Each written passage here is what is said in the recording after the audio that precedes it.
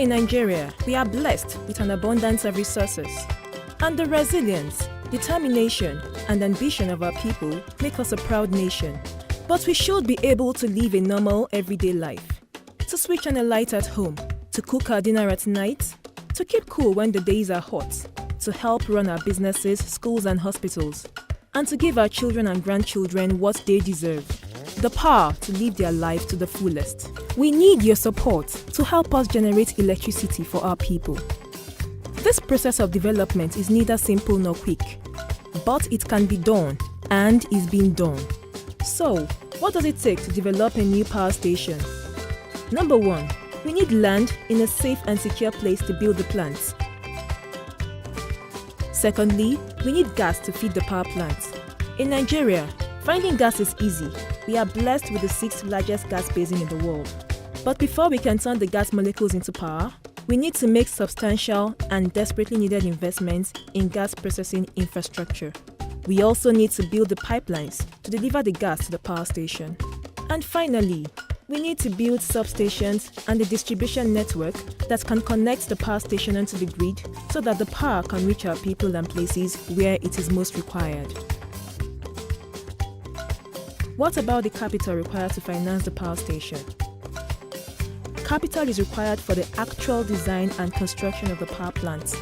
This involves designing the plants, buying the equipment, creating the foundations, erecting and connecting the turbines, and managing the construction, testing and commissioning of the power station. But substantial amounts of capital is also needed to finance the non-construction costs of financing and developing the power station.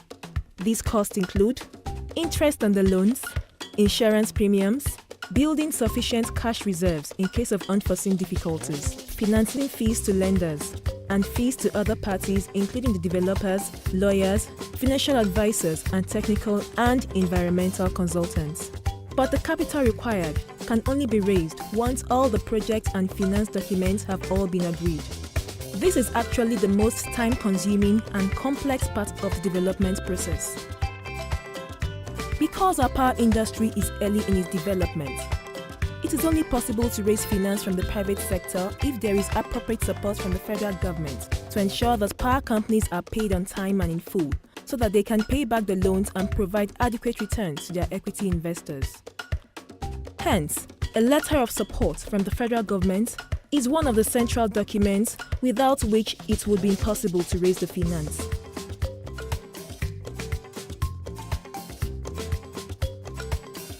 The PPA is a contract that allows the power generation company to sell the power to its off-taker, the Nigerian Bulk Electricity Trading Company, or NBET for short, for a period of 20 years at an agreed price. NBET is wholly owned by the Nigerian government, hence the need for determination payments in the PPA to be backstopped by the government's letter of support. Then, we have the gas sales agreement with our gas supplier, the gas transportation agreement with the National Gas Company of Nigeria, the grid connection agreement with the Transmission Company of Nigeria, the engineering, procurement and construction contracts, as well as contracts to operate and maintain the plant over the term of the PPA. And there are numerous other licenses and permits that have to be acquired. Plus, we have to conduct detailed, lengthy research into any environmental and social implications and ensure that all communities that might be affected by the construction of the plant are properly looked after. These studies all have to be conducted to high standards and approved by international agencies. Finally, we have to draft, negotiate and agree the finance documents with the lenders to the project, including agreeing support from the World Bank Group, who are playing a critical role in the development of the power industry in Nigeria. Every member of the development team is required to understand that each key project document has to be developed in parallel rather than in sequence. This holistic approach ensures that the project and finance contracts are aligned together, such that the key project risks are allocated properly to the satisfaction of all stakeholders. To put this into context, it is important to recognize that for a large-scale IPP, the development process alone can quite easily take up to 3 years. plus add another 2 to 3 years to actually build the plant. Means that it can take around 5 years from start of development to the time that the turbines are switched on and electricity is generated. As a result, we have no time to waste.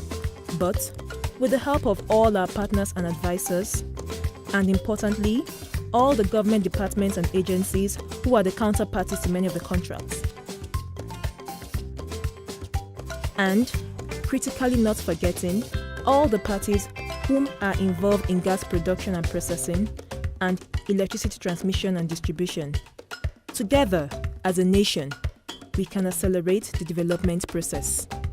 Mr. President, in his roadmap for power sector reform, made a bold and visionary commitment to the birth of a modern, efficient, customer-focused, private sector-driven electricity supply industry. All the IPP developers and power distribution companies are working to deliver this vision. We welcome your support and we invite you to join us. Together, let's light up Nigeria.